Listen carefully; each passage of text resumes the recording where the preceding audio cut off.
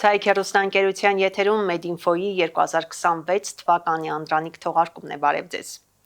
Նախ ուզում եմ շնորհավորել բոլորին ամանորի եւ Սուրբ Ծննդյան տոների առիթով։ Քանի որ Մեդինֆոյի դեկտեմբերյան թողարկումներում մեր բուժհաստատությունների ղեկավարներն ամփոփեցին 2025-ը, այսօր պետք է ամբողջացնենք անցած տարում մեր մարզի առողջապահության ոլորտում գրանցած ձեռքբերումները, առկա խնդիրներն ու իրականացվելիք ծրագրերը։ Այսպիսով, այսօր տաղավարում հյուրընկալել ենք Շիրակի մարզպետի աշխատակազմի առողջապահության եւ սոցիալական ոլորտի հարցերի վարչության պետ Լեյլի Ասլանյանին։ Բարև ձեզ, բժշկուհի։ Բարև ձեզ։ Շնորհակալ ենք, որ ընդունեցիք մեր հրավերը։ Ես եւս շնորհակալ եմ հրավերքի համար։ Բժշկուհի Ասլանյան, նախ կուզենամ ամփոփենք 2025 թվականը ընդհանուր առմամբ որպես արդեն մարզի առողջապահության ոլորտի պատասխանատու, ինչպես է գնահատում ոլորտում առկա իրավիճակը։ Մինչ 2025 թվականը ամփոփելը ես ուզում եմ շատ կարևոր հանգամանքի վրա ուշադրություն դարձնել մարզային առողջապահական համակարգը որակյալ ծառայություն մատուցելու համար ազգաբնակչությանը շատ կարևոր մի քանի կոմպոնենտ ունի։ Կուզենամ առանձին անդրադառնալ այդ կոմպոնենտների վրա եւ նաեւ ներկայացնել, թե ինչպիսի բարեփոխումներ ենք իրականացրել նախորդ տարի։ Մասնավորապես ես շատ կարևորում եմ բավարար շենքային պայմանները առողջապահական հաստատությունների։ Բնականաբար ցանկացած պացիենտ արժանի է առողջապահական ծառայություն ստանալ բարեկարգ շենքային պայմաններում։ Եվ ահա կառավարությունը իրականացնում է մարզային առողջապահական հաստատությունների շենքերի հիմնանորոգման աշխատանքներ, հիմնովին նոր շենքերի կառուցման աշխատանքներ, ծանոթ եք այդ ծրագրին, դա կառավարության 21-26 թվականների գործունեության 1902 ծրագիրն է։ Եվ այդ ծրագրի շրջանակներում Շիրակի մարզի առողջապահական մի քանի հաստատություններ ընդգրկված են այդ ծրագրում, մասնավորապես ես նշեմ գյուղական 2 ամբուլատորիայի նոր շենքի կառուցման մասին, 2025-ին մեկնարկել է Ախուրիկի բժշկական ամբուլատորիայի եւ Պեմզաշենի ամբուլատորիայի նոր շենքերի կառուցումը եւ դեկտեմբերի վերջին տվյալներով բավականին ակտիվ ընթացք է եւ արդեն կտուրի ծածկման աշխատանքներ են ընթացել, այս տարի արդեն 26 թվականին կիրականացվեն ներքին հարդարման աշխատանքներ։ Միաժամանակ ուզում եմ նշել նաև, որ Արտիկի տարածաշրջանում իրականացվում է Արտիկի բժշկական կենտրոնի նոր շենքի կառուցումը, որը եւս բավականին ակտիվ ընթացքի մեջ է եւ ինչով է սա կարեւորվում, որ մենք մարզում կունենանք բազմապրոֆիլ նոր հիվանդանոց, ժամանակակից գործիքային հագեցվածությամբ, նաև նոր քույքով հագեցված, որը առողջապահական ծառայություններ կմատուցի ինչպես մարզի ազգաբնակչության, այնպես հարևանությամբ գտնվող Արագածոտնի մարզի ազգաբնակչությանը։ Շատ կարևոր գործոններ են սրանք։ Կառավարության ծրագրի մեջ ընդգրկված է նաև Գյումրի քաղաքի թիվ 2 պոլիկլինիկայի շենքի հիմնանորոգումը, ամենայն հավանականությամբ 26 թվականին այս տարի կմեկնարկի այդ հիմնանորոգման աշխատանքը, ինչով է սա կարևորվում, բոլորիս քաչ հայտնի է, թե ինչպիսի լուրջ խնդիր ունենք թիվ 1 պոլիկլինիկայի շենքային պայմանների հետ։ Եվ այսպիսի ծրագիր ունենք մենք նախատեսած, որ թիվ 2 պոլիկլինիկայի շենքի հիմնանորոգումից հետո մենք կառավարություն կներկայացնենք նախագիծ, որով կառաջարկենք թիվ 1 պոլիկլինիկան, Բեռլին պոլիկլինիկան միավորել թիվ 2 պոլիկլինիկայի հետ եւ այդ արդեն նոր հագեցված, հիմնանորոգված շենքում մենք կկարողանանք համատեղել այդ 3 պոլիկլինիկաների աշխատանքը, ինչը կապահովի հենց այն կարևոր գործոնը, որ ազգաբնակչությունը առողջապահական ծառայություն կստանա արդեն հիմնանորոգված, հագեցված, բավարար պայմաններով շենքում։ Ինչ խոսք գաղափարը ողջունելի է, բայց այստեղ հնարավոր է նաև խնդիրների, առաջացում, օրինակ կտեղավորվեն այդ 3 պոլիկլինիկ ծառայությունները մեկ վայրում եւ արդյոք բնակիչների այցելությունների հետ կապված դժվարություններ չեն առաջանա։ Տեսեք, մենք այս ծրագիրը բավականին լուրջ քննարկում է անցել առողջապահության ծրագրերի իրագործման գրասենյակի հետ, առողջապահության նախարարության։ Մենք մանրամասն ներկայացրել ենք 3 պոլիկլինիկաներում ինչպիսի ծառայություններ կան, ինչպիսի կաբինետներ են գործում, քանի ընտանեկան բժիշկ, քանի թերապևտ, քանի նեղ մասնագետ եւ ամեն ինչը հաշվարկված է հստակ, որի հիման վրա մենք կարող ենք արդեն երկրորդում տեղավորել այդ 3 պոլիկլինիկաները, դա մանրամասն քննարկում անցած է։ Իսկ միգուցե հաստիկների կրճատում էլ է նախատեսվում։ Բացառվում է, ես ինչի վստահ եմ, որ դա չկա, որտեղ ասում եմ, դա քննարկվել է եւ նաեւ շենքի նախագիծը գծելու ընթացքում ամեն ինչ հաշվարկված է, ՑԻԳ-ի հետ իրականացված է այդ ամեն ինչը։ Նաեւ դուք գիտեք, որ երկրորդ պոլիկլինիկա շենք ամբողջությամբ պոլիկլինիկան այս պահին չի օգտագործում, մի թևում տեղակայված է, այո, մի թևում տեղակայված է Հանրապետական շտաբ օգնության ծառայության մարզային կառույցը, մյուս թևում տեղակայված է Յոլյանի անվան արյունաբանյականի մարզային մասնաճյուղը։ Մենք բնականաբար իրենց տեղավորելու ենք այլ շենքերում, երկրորդ պոլիկլինիկայի անձնակազմը եւս տեղավորելու ենք այլ կառույցում, որի մասին դարձյալ քննարկումները իրականացվել են, նախագծերը գծված են, աշխատանքները ընթացքի մեջ են։ Պետք է շենք ամբողջությամբ դատարկվի, որ մենք կարողանանք շինաշխատանքները մեկնարկել ամենայն հավանականությամբ 26-ին այս տարի կմեկնարկեն։ Բժշկուհի, քանի որ դուք նաև ձեր խոսքում նշեցիք գյուղական ամբուլատորիաների վերանորոգման մասին, ինչը իսկապես շատ ողջունելի է, բայց այնուամենայնիվ խնդիրը կարծես բոլոր գյուղերում, համատարած է։ Այո։ Մյուսներում ինչ ծրագրեր կան։ Տեսեք, առավել վատթար վիճակում գտնվողներում։ Բնականաբար մենք ընտրել ենք շատ վատթար վիճակում գտնվող, երբ որ առաջարկություններ են մեզանից ուզել, բնականաբար առաջնահերթությունը տվել ենք այնպիսի բուժհաստատություններին, որտեղ վիճակը իրոք վատթար է։ Բայց այս ծրագիրը ինքը շարունակական բնույթ է ունենալու, ես կարծում եմ, որ արդեն կառավարության միջոցառումների մյուս ծրագրերում կընդգրկվեն նաև մյուս բուժհաստատությունները, որոնք ունեն հիմնանորոգման կարիք։ Ես ասեմ ձեզ, մենք աշխատանքային խումբ է ձևավորված մարզպետի աշխատակազմում, մարզպետի հանձնարարությամբ ստեղծված, մենք բարբերաբար այցելություններ ենք իրականացնում բոլոր բուժհաստատություններ եւ կարիքի գնահատում ենք իրականացնում, թե ինչի կարիք ունեն, կան բուժհաստատություններ բնականաբար, որ տարիներով հիմնանորոգված չեն, շատ լուրջ հիմնանորոգման կարիք ունեն, ներքին հարդարման աշխատանքների կարիք ունեն եւ այդ ամեն ինչը ընդհանրացնելով մենք կորոշենք, թե ինչ հետագա գործողություններ իրականացնենք։ Տեսեք, օրինակ նախորդ տարի մենք նախարարություն ներկայացրեցինք Էնրիկո Մատեի անվան պոլիկլինիկայի մասնակի վերանորոգման աշխատանքների ծրագիր եւ նախարարությունը ֆինանսավորեց այդ ծրագիրը, երկրորդ հարկի հատակը փոխվեց ամբողջությամբ, պատերը ներկվեցին եւ նաեւ այնտեղ ունենք աստիճանավանդակներ, որոնց պատերը եւս պետք է հարդարվեն այդ ծրագրի շրջանակներում։ Այսինքն կան տարբերակներ, որ մենք կարող ենք ներկայացնել, իհարկե գնահատում իրականացնելուց հետո ներկայացնել նախարարություն, կառավարություն, որպեսզի շարունակական ընթացքով հիմնանորոգենք, վերանորոգենք նաև կարիք ունեցող մյուս բժշկական հաստատությունների շենքերը։ 2025 թվականը ձեռքբերումների առումով ինչ տվեց, օրինակ պոլիկլինիկաներում, որոշ պոլիկլինիկաներում իհարկե այդ բժշկական տեխնիկասարքավորումները բավականին հնամաշ են եւ երբեմն արդեն իրենց չեն արդարացնում լիարժեք։ Հա, դուք շտապեցիք, ես շենքային պայմաններից հետո անցնելու եմ նաև գործիքային հագեցվածությանը բնականաբար։ Ես շատ կարևորում եմ գործիքային հագեցվածությունը հատկապես առողջության առաջնային պահպանման օղակում, որովհետև գիտեք, այդ օղակը ամենածանր բեռը դրված է առողջության առաջնային պահպանման օղակի վրա, դա հիվանդությունների վաղ հայտնաբերումն է, հիվանդությունների կանխարգելումն է, հիվանդությունների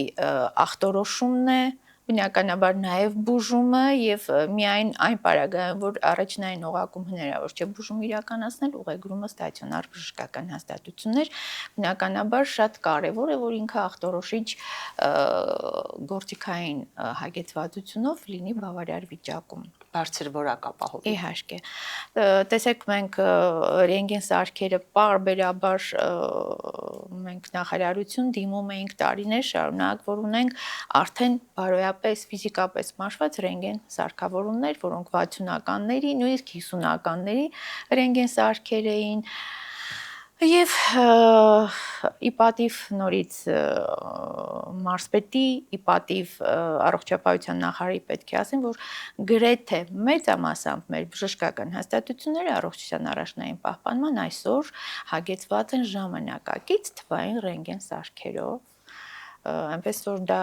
շատ կարևորագույն ծրագիր է, որ իրականացվել է։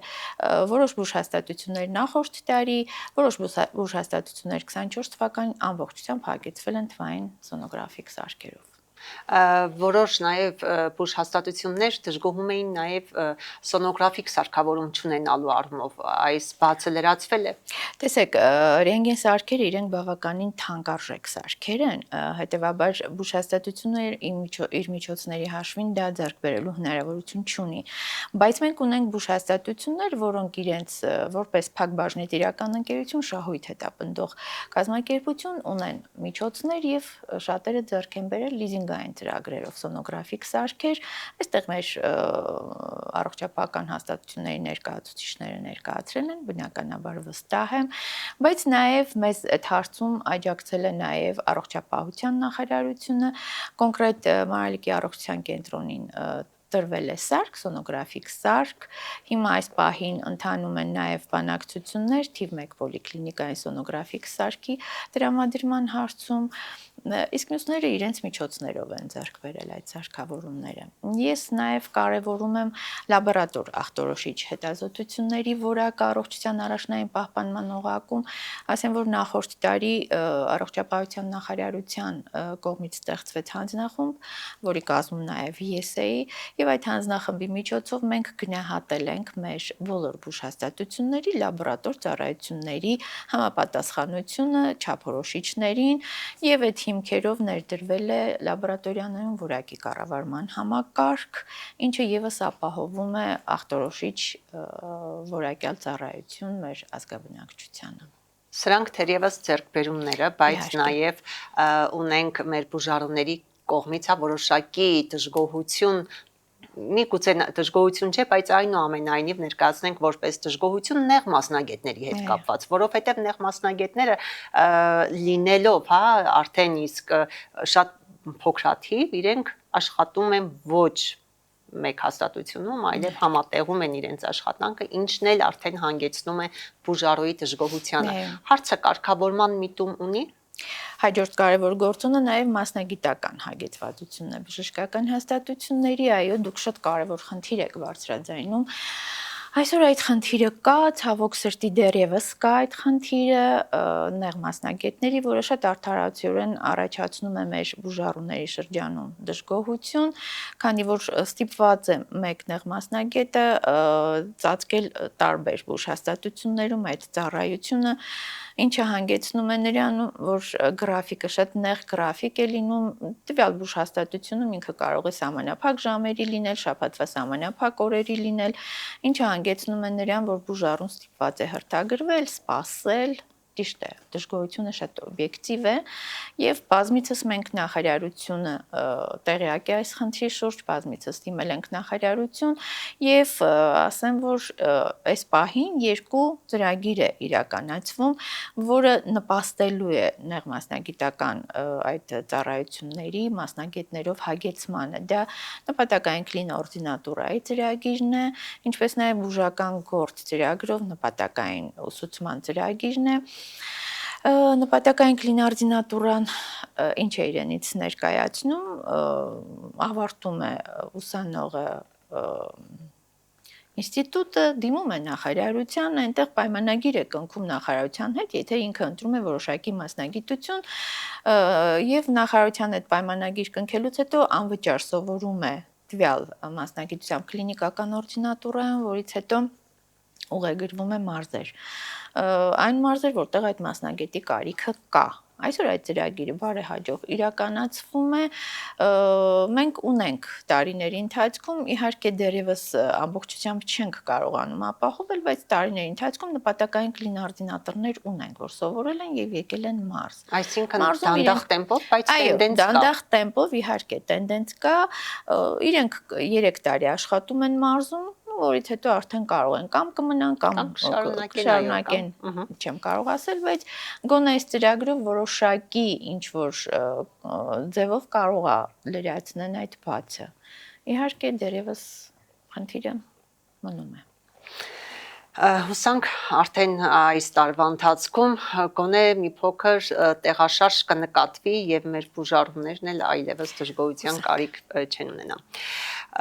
Ես կուզենամ մի փոքր մենք մասնավորեցնենք սկրինինգային ծրագրերը, սրանք ինչով են հատկապես կարևորվում։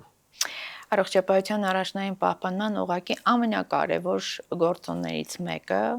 կանխարգելումն է հիվանդությունների եւ վաղ հայտնաբերումը։ Կանխարգելում վաղ հայտնաբերումը ինչ է իրենից ներկայացնում, որ եթե խնդիրը կա վաղ ստադիաներում հայտնաբերված, բնականաբար բուժումը շատ ավելի արդյունավետ է լինում եւ դա չի հանգեցնում հաշմանդամության կամ ավելի ծանր խնդիրների բուժառուների մոտ։ Հետևաբար նախարարությունը տարեց տարի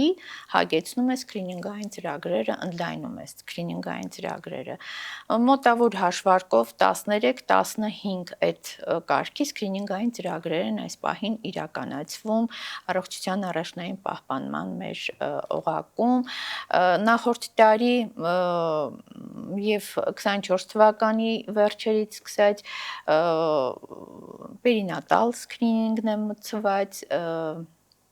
գեստալ շաքարային դիաբետի սկրինինգն է մտցված, թիրեոտրոպ հորմոն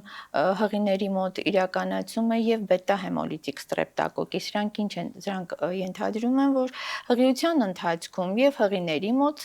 շատ հիվանդությունների սա կանխարգելում եւ վաղ հայտնաբերմանն է ուղղված այս սկրինինգային ծրագրերը, ինչպես նաեւ պտղի զարգացմանն է վերաբերվում, եթե վաղ շրջանում զարգացման արատներ է լինում, ապա այդ արատները հայտնաբերվում են հղիության վաղ շրջաններում, որից հետո բնականաբար կիրառվում են համապատասխան բժշկական միջամտություններ, դա եւս նպաստում է, որ մենք նաեւ առողջ սերունդ ունենանք։ Քանի որ խոսեցիք հղիներից, կուզենամ մի փոքր նաև անդրադառնալ անպտղության հաղթահարման ռազմավարական այդ ծրագրին, իրենից ինչ է ներկայացնում եւ ինչ արդյունքներ ունենք։ Ես շատ կարևոր բժշկական ծառայություններ, որից մեր ազգաբնակչությունը օգտվում է, կուզենամ հենց նշել այդ անպտղության հաղթահարման ծրագրի շրջանակներում այսօր մեր մարզում իրականացնում է ինսեմինացիայի ծրագիր, շատ կարևոր է, մենք ապահովել ենք դրանով հասանելիություն մեր մարզի ազգաբնակչության այդ ծրագրին եւ բավականին լավ ցուցանիշներ ունենք։ Նախորդ տարվա ամփոփ տվյալներով մենք մոտ 25 զույգի արհեստական ինսեմինացիա իրականացվել, 10-12 զույգի մոտ հաջող հղիություն է գրանցվել եւ 1 ծննդաբերություն է գրանցվել եւ ես վստահ եմ, որ այս տարի եւս մենք լավ ցուցանիշներ կունենանք այս ծրագրի շրջանակներում, ինչ շատ ողջունելի է, ես կարծում եմ։ Իհարկե։ Բժշկուհի Ասլանյան, չենք կարող նաև շրջանցել այս համաճարակային իրավիճակը, որովհետև 2025-ի վերջերից արդեն սուրշնչարական վարակների հետ կապված այդ իրավիճակը բավականին բարդ էր, որը շարունակվում է մինչ օրս։ Դուք ինչպես եք, որպես մասնագետ գնահատում։ Շատ կարևոր հարց եք բարձրացնում, ուրեմն հիվանդությունների վերահսկման կանխարգելման ազգային կենտրոնի հետ բնականաբար, երբ որ սկսվում են սեզոնային սուրշնչական վարակների ակտիվացումը, մենք սկսում ենք շատ ակտիվորեն աշխատանքներ իրականացնել, նաև առողջապահության նախարարի հրամաններին համապատասխան։ Ձեր նշած ժամանակահատվածում այո կար բավականին լարված համաճարակային իրավիճակ, ինչը դուրս չէր գալիս սեզոնային նորմայի շրջանակներից, պարզապես բավականին ծանր էր ընթանում, այո։ Եվ կրկնվող հատկություն ուներ, եւ կրկնվող եւ ալիքային ընթացք, այո, կար այդ խնդիրը։ Բնականաբար նաև հակահամաճարակային միջոցառումներ շատ արագ կազմակերպվում են առողջության առաջնային պահպանման օղակի կողմից ՀՎԿ-ի մասնակցությամբ ամենօրյա ռեժիմով իրականացվում էր բժշկական մեր հաստատությունների դպրոցական բուժքույրերի, նաև մանկապարտեզների նախակրթարանների բուժքույրերի միջոցով ֆիլտրի ծրագիրը, ֆիլտրը գիտեք, հենց սկսվում է սեզոնային այդ սուշնչական վարակի շրջանը անպայման ֆիլտրերը իրականացվում են, դա իրենից ինչ է ներկայացնում, որ բուժքույրերը անպայման հսկում են երեխաներին, եթե կան ջերմող երեխաներ, բնականաբար ջերմաչափումից հետո իրենք ուղեգրվում են առողջության առաջնային պահպանման օղակի բժշկի մոտ, կազմակերպվում են համապատասխան միջոցառումներ եւ տնային պայմաններում իրականացվում են բուժում, եթե կարիքը կա նաեւ ուղեգրվում է ստացիոնար բուժման արդեն օղակի կողմից, եւ այդպես մենք իրականացրել ենք այդ միջոցառումները, նաեւ ամենօրյա տվյալներով ստացել ենք տեղեկատվություն դպրոցներում բացակայությունների, նախակրթարաններում բացակայությունների վերաբերյալ եւ ինչի համար է դա շատ կարեւոր, որ այնտեղ ցուցանիշ կա, հակահամաճարակային ցուցանիշ, եթե հիվանդացությունը տվյալ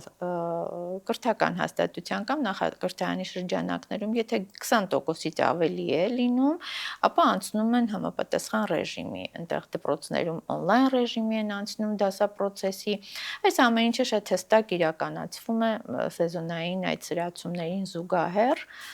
Պարզապես այս անգամ մի փոքր այլ կերպ ինքը դրսևորվեց եւ այո, թոքաբորբերի տեսքով, շատ հաճախակի բարդացումներով, բրոնխիտներով, բրոնխիոլիտներով, թոքաբորբերով, սա արդեն կարևորը թե ինչ շտամ է,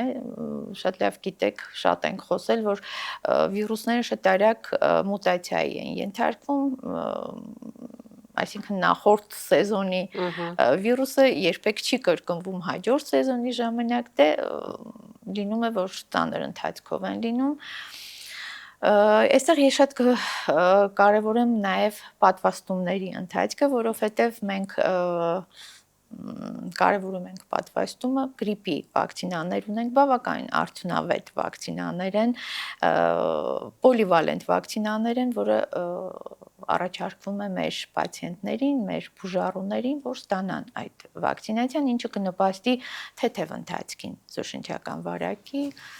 այնպես որ կարևոր է, որ լսեն իրենց ընտանեկան բժշկին, իրենց մանկաբույժին, թերապևտին եւ նաեւ վակցինացվեն։ Իսկ ինչ եք առաջարկում դուք ինքներդ արդեն այս սուշնչական վարակով հիվանդացած բուժառուները կարող են պատվաստվել։ Բնականաբար իհարկե հիվանդության սուր շրջանում պատվաստում պետք չէ, պատվաստման նպատակը կանխարգելիչ նպատակ է հետապնդում պատվաստում, այսինքն կարելի է հենց սուշնչական վարակի սեզոնը սկսվում է այդ ժամանակ պատվաստվել։ Իսկ ընդհանուր առմամբ ինչպես եք գնահատում, կամ մոտեցումը փոխվել է դեպի պատվաստումը, բարձրացել է մարդկանց գիտակցական մակարդակը այս ուղղությամբ։ Այդ ուղղությամբ մշտապես աշխատանքներ է իրականացվում մեր առողջության առաջնային պահպանման օղակի մասնագետների կողմից։ Մենք գիտեք, ունենք պատվաստումային ազգային օրացույց, ազգային օրացույցով հստակ սահմանված են տարիքային խմբեր եւ հստակ սահմանված են այն պատվաստումները, որը պետք է որոշակի տարիքային խմբերում ստանան, այսինքն նրանք պարտադիր պատվաստումներն են եւ սահմանված են ցուցանիշներ, որ պետք է մեր առողջության առաջնային պահպանման օղակները իրենց ցուցանիշները ապահովեն։ Մենք բարբերաբար այդ ցուցանիշների ապահովման մասով ՀՎԿ-ի հետ ենք աշխատում, ՀՎԿ-ի մասնագետները աշխատում են մեր առողջության առաջնային պահպանման օղակի մասնագետների հետ, բնականաբար մասնագետներն էլ պացիենտների հետ դժվարություններ կան, դրանք հաղթահարելի դժվարություններ են, բայց մշտական սա շարունակական աշխատանք է, որը իրականացվելու է։ Այո, մշտապես։ Իհարկե։ Շնորհակալ ենք շատ հետաքրքիր զրույցի համար։ Հարգելի հեռուստադիտողներ, իսկ ես ձեզ հիշեցնեմ, որ այսօր Medinfo-ի տաղավարում հյուրընկալել էինք Շիրակի մարզպետի աշխատակազմի առողջապահության եւ սոցիալական ոլորտի հարցերով վարչության պետ Լեյլի Ասլանյանին։ Դե ինչ, Medinfo-ն էր եթերում, եղեք առողջ։